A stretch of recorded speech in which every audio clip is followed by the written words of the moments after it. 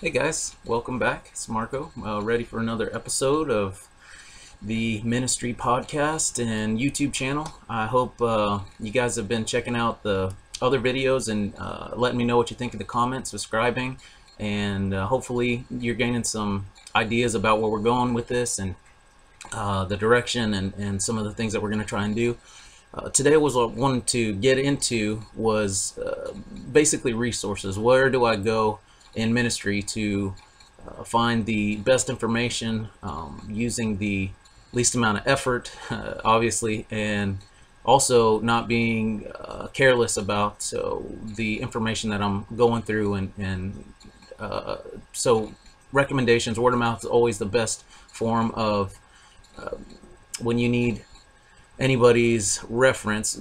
Of course, it's word of mouth is always going to be the best method, and one of the things I wanted to encourage you guys to look at is definitely a couple of the books that I've read and I would highly recommend, and as well, you always start with the good old-fashioned Bible. This is one of many of the Bibles that I've had. You can see it's starting to wear out at the binding. Some of the pages are kind of starting to tear through, and I marked this one up, and just like many of the others that I have. And anyhow, start here. Every day I'm in the Bible every morning, and you got to set aside time just to get into it and hear what the Lord is speaking to you before you let any other influence tell you what's going on, or have an impact on what you're doing during the day. And you go to the Lord first, and the world can't put its junk in your head first, and you start the day right, going to the Lord first. So spend your time in the Word, with prayer first, and obviously that's going to be always your primary and your best option, and so you're going to always want to start there.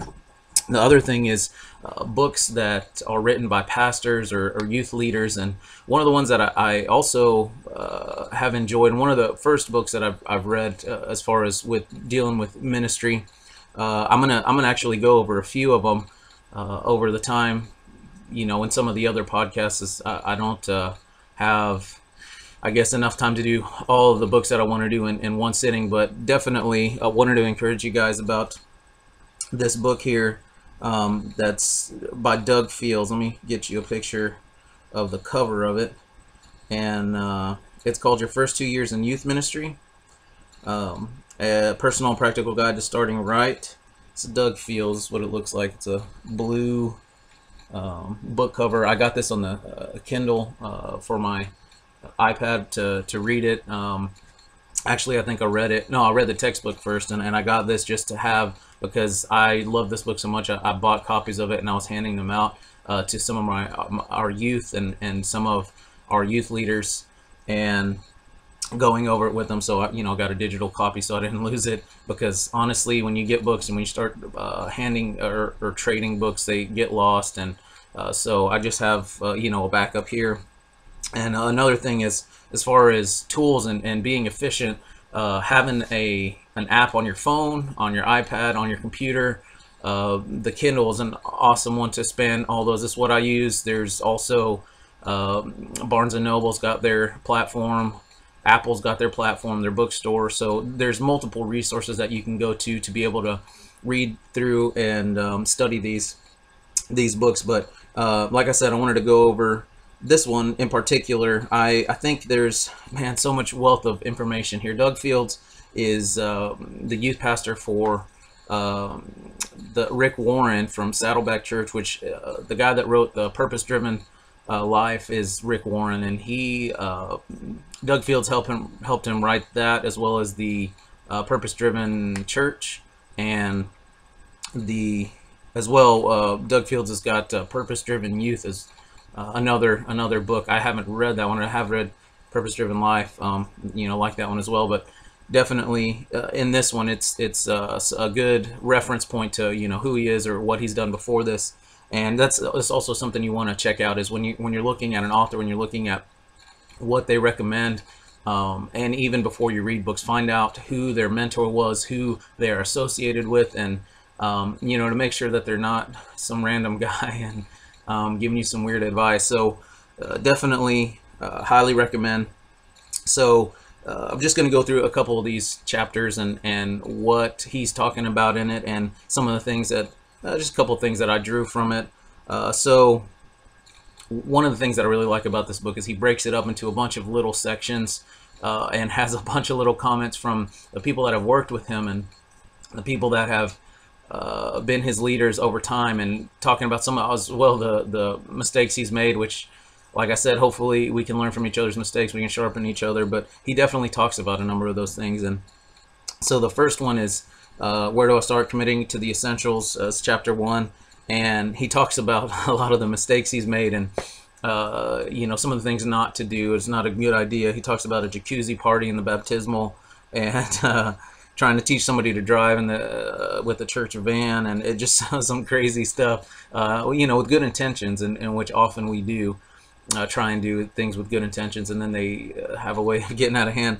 But he talks about a lot of things that he struggled with. The book's funny, and like I said, when he talks about his mistakes and other people, lets other people chime in. He puts a lot of other people's input into this book that have read it.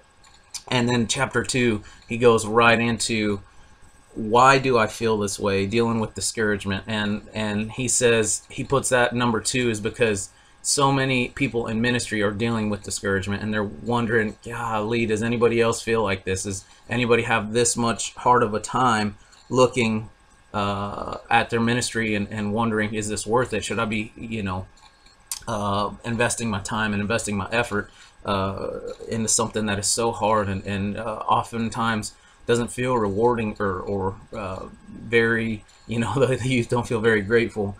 But awesome, encouraging chapter. And so at the beginning of the book, he talks about basically, if he really did talk about his first 2 years in youth ministry, it'd be very short, very discouraging, and not very helpful. So he basically is talking about what he's learned over those first 2 years, not exactly what he's done in those first 2 years, but and honestly, it says youth ministry, but this can be applied to any ministry. I've talked to a number of pastors, and including my own pastor, that have felt the same way, that when you deal with youth, it's people, and when you're dealing with people, people are people. And so ministry translates to all of the places, whether it's youth, whether it's children, or whether it's adults. And so it's really good information. So how do I stay spiritually fresh? Establishing a hard foundation. He talks about the importance of not just spending time in God's Word, but as well waiting until God clearly has spoken to you before moving on, which is also a very important key of spending time with the Lord, is making sure that you hear from God before you just decide, okay, I spent that amount of time of reading, that amount of time of praying, and did I really hear from God this morning? Or the time that you set aside for your quiet time with the Lord. And okay, what's important to students when it's being with them? He talks about committing some time to spending with the youth, individually as well as the group. How do I work with parents? Because in youth ministry, often parents are the big heartache with youth ministry, and having the kids show up, and permission slips, and getting money for camp, and just a number of different things. Why all the conflict? Dealing with difficult people, because when you deal with people, you're going to deal with conflict. When you deal with people, you're going to deal with imperfect people, people, and that's definitely something you're going to have to go through. Who's the leader? Understanding submission and supervision, and who you answer to. Where do I get help? And who are the right people to invest time in and helping or teaching to help you? Can students handle responsibility? How much can you actually invest in students, and how can you realistically know what they can handle?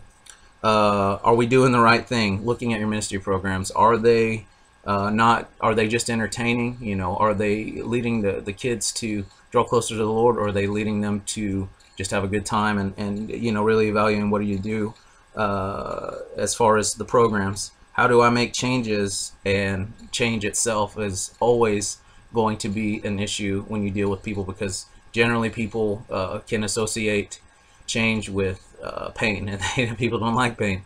So they try and avoid it. And what do I do now? Defining a realistic job description for your first 2 years. He also talks about the job description of something that you may go to and some of the questions that you may want to have for your if someone's asking you to be a youth minister or a minister in general, and some of the expectations you should have, and some of the questions you can have ready for them about what they expect from you.